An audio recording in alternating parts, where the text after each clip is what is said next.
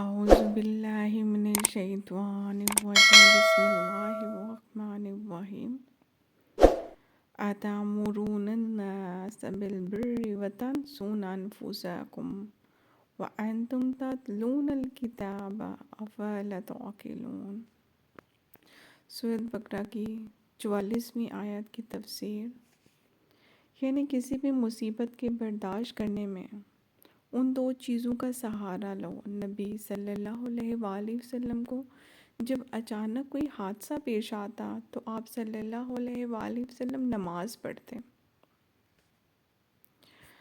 عن حدیجہ، اہل علم نے فرمایا، صبر 3 قسم پر ہے: مصیبت پر صبر، اللہ تعالیٰ کی اطاعت پر صبر، اور نافرمانی سے بچنے پر صبر۔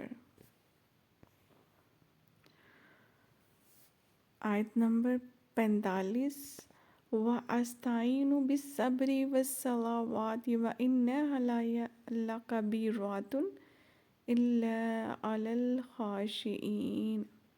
نماز کی پابندی ویسے تو ایک نہایت مشکل ذمہ داری ہے، مگر جن کے دلوں میں اللہ تعالیٰ کا خوف اور آخرت کا یقین ہے ان پر یہ بھاری نہیں۔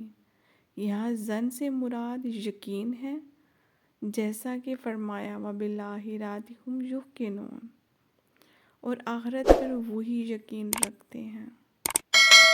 صدق اللہ العلی العظیم۔